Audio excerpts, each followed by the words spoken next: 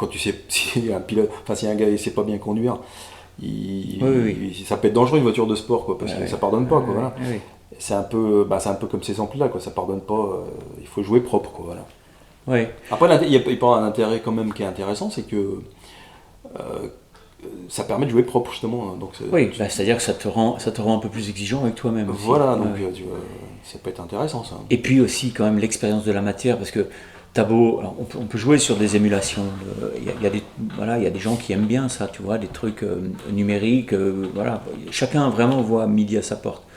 Mais quand même, le jour où tu branches, combien de fois moi j'ai eu des élèves il y a 10 ans qui venaient avec un ampli en me disant il sonne pas cet ampli, je sais pas pourquoi. Tu vois, il amène les pédales. Le mec a 10 pédales les unes derrière les autres, pas une bonne alim ou alors pas un switcher. Et puis c'est vrai que son son il est tout petit. Tu prends son jack, tu le mets dans l'ampli, tu lui dis voilà, ça c'est ta base. Et tu te retrouves avec un son qui est 4 fois moins. Enfin, il n'y a plus rien dans le son. Donc il faut vraiment, si vous mettez plein de pédales, il ne faudra pas hésiter quand même à investir dans une très bonne alim. Ça, les alims c'est important. C'est le minimum, c'est vraiment le minimum. Et pourquoi pas un switcher, c'est-à-dire un truc qui te dit sur tel son, il y a ça, tes pédales sont tout le temps allumées, mais en fait, ton switcher, il fait que ça passe par juste la 1 et la 2, ou la 1 et la 3. Tu n'as pas juste 4 boutons appuyés juste pour passer dans ton solo. Un très bon switcher, il y en a des Français qui sont magnifiques. Allez voir DESS, j'en parlais à Val, c'est le top niveau du switcher. Alors là, Val Martins, DESS. Moi, je suis en train de changer mon matériel. J'étais sur Gig Rig et je passe sur DESS. J'avais des amplis vintage, maintenant je suis Val Martins. Tu vas dire que je suis vintage chez eux? Non, t'es vintage, t'es carrément vintage. Bah, bon. On a dit qu'on parlerait pas de ton âge. Non. Voilà, tiens, alors... Tiens. Les pédales, t'en fais quand même pas mal. Oui. C'est une grande partie de ton boulot, au niveau temps? Ou c'est plus ampli ou Non, c'est quand même plus les amplis quoi. Hein. Ouais. Les pédales c'est un petit peu en parallèle parce que j'adore ça en fait, les petites boîtes là, j'adore ça. Ouais. Donc j'ai pas pu m'empêcher de pas en faire. Ouais. Des fois ça me plombe parce que comme c'est des délais plus courts que je peux pas proposer, je suis presque 1 an et demi sur les amplis, je peux pas proposer 1 an et demi d'attente sur une pédale quoi. Oui, le mec il va acheter autre chose. Oui. Bah ouais. Donc du coup je propose un délai plus court, mais ça me fout souvent dans la mouise hein, parce que je remplis mon planning avec les amplis et puis à côté t'as des pédales qui arrivent, c'est un peu le merdier. Mais j'adore ça donc je me débrouille pour les faire. Hein. Toi t'as 1 an et demi d'attente sur les amplis, bon ça c'est bon signe. Hein. Je suis navré de te le dire mais c'est quand même bon signe. Hein. Oui. C'est la vie. Hein. Bah, tu fais du très bon matos. Ouais. Au niveau des prix, vous irez voir sur le site, mais franchement, tu as du super matos fait à la main en France par un passionné de beaux sons, avec des trucs vraiment triés, pile poil, tout ce qu'il faut, mais vraiment tout fait nickel. Et franchement, ça sort des amplis. Voilà. Il y a des trucs industriels qui sont, tu vois, que c'est dans les mêmes tarifs. Tu te dis, bon, mais c'est quoi la différence? C'est pas possible de. Enfin, faites marcher vos oreilles. C'est vraiment, moi, je trouve que c'est vraiment important de faire marcher ses oreilles. Il y a ce qu'on lit dans les magazines. Oui.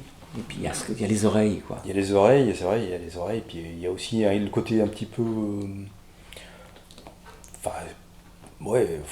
c'est aussi une façon de voir la société, quoi, si tu veux, des produits comme ça. Plutôt que d'être à chaque fois dans le jetable, entre guillemets, dans l'industriel, vraiment dans la surconsommation, etc. Enfin, je vais pas faire de la politique, mais voilà quoi. Là c'est pas du jetable, c'est des choses qui sont faites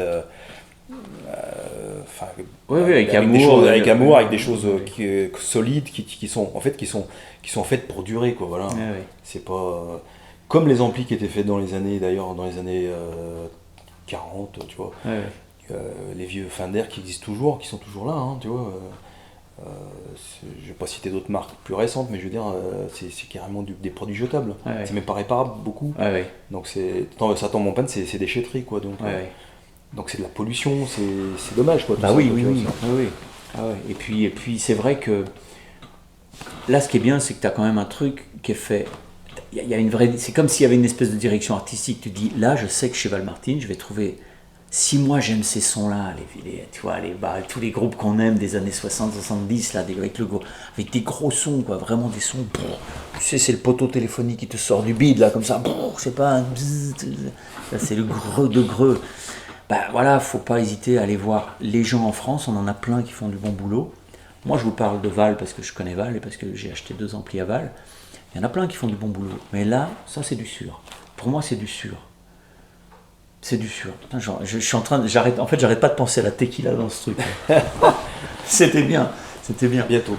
Ouais, franchement. Bah écoute Val, merci. Toi t'as des trucs tu dis tiens, ce serait important de parler de ça. Enfin, je dirais pas des boîtes automatiques, mais.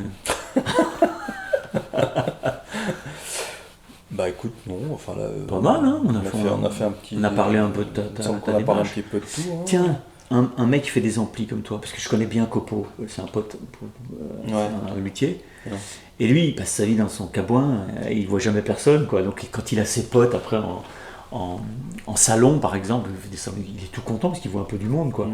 Ta vie à toi, c'est aussi pas mal tout seul à souder. Ah bah oui, et puis voilà, comme ça marche plutôt pas mal, du coup, il faut que je bosse, quoi. Hein. Ouais.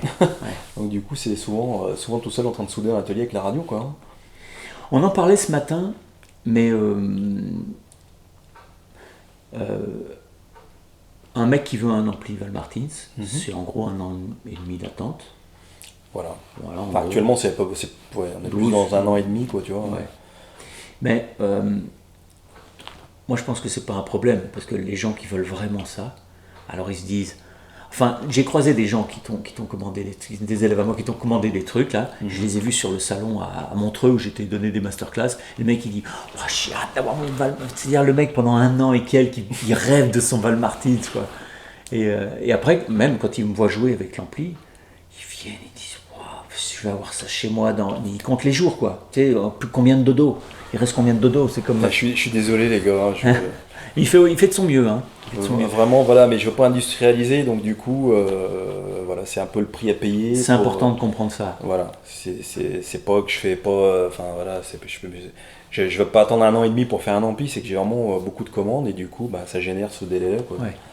Donc, mais après, on a ce qu'on est capable de patienter pour avoir. Tu te dis, voilà, si tu veux un truc qui est un peu rare, mine de rien, ça joue sur la rareté, oui, mécaniquement, quoi, je veux dire. Bon, bah, faut être capable d'attendre un peu pour l'avoir. Mais franchement, c'est un ampli qui est vraiment fait pour toi, ça change la vie. Ça change la vie. Voilà, et puis je tiens à garder ce côté artisanal, à les monter moi-même, et que ça reste du fait main, quoi. Je veux pas industrialiser, même sous-traiter une partie. Oui, qui te permettrait d'augmenter ta cadence et tout ça. Voilà, de réduire les délais. Mais après, on n'est plus du tout dans les mêmes genres de produits, la même démarche, la même philosophie, donc je tiens à rester dans l'ADN dans lequel ils sont aujourd'hui. Ils ont toujours été, d'ailleurs, ils ont été créés comme ça, ils resteront comme ça jusqu'à. Voilà, quoi. Hein. Jusqu'à ce que mort s'en suive. Oh putain. On est bien. On est pas mal, hein. Mais en plus, je vois bien ton amour du truc. Parce qu'il me prépare cet ampli. Bah, pour l'instant, en fait, je lui ai causé, et puis moi je rêve de quelque chose, et puis lui il essaie de décoder mes conneries. Je dis des trucs, il essaie de décoder. C'est compliqué. Bah oui, c'est pas facile, mine de rien. Tu sais, t'as un mec qui te dit ouais, texture, enfin bon. Et je le vois bien. Moi, je branche le truc, puis c'est comme quand quelqu'un te fait un bon repas, et puis qu'il reste dans la porte de la cuisine pour voir si tu vas kiffer, quoi, tu vois. Parce que lui, t'as bossé quand même quelques heures sur ce truc, et donc il se dit bon, alors j'aimerais bien que ça le fasse, quoi. Et on branche, on tourne les boutons, on fait vriller toutes les fleurs du jardin, se couchent dans l'autre sens comme ça. Et voilà, moi je suis content, puis lui il est content parce que je suis content. C'est de l'amour en fait. Vouloir le bonheur de l'autre. Il faut couper là. Vouloir le bonheur de l'autre, c'est de l'amour, c'est ça l'amour. Bah écoute, ouais, enfin. On s'aime quand on est bien. Bon, merci Val, c'était bien sympa. Merci à toi. Moi je vais me tirer maintenant vers le nord, dans la Nièvre. D'accord. Voilà. Et puis toi, tu vas rester là parce que tu as des amplis à faire. Là, c'est pas le tout de parler, mais il faut travailler. Hein. Merci Val. Merci à toi. Tip top.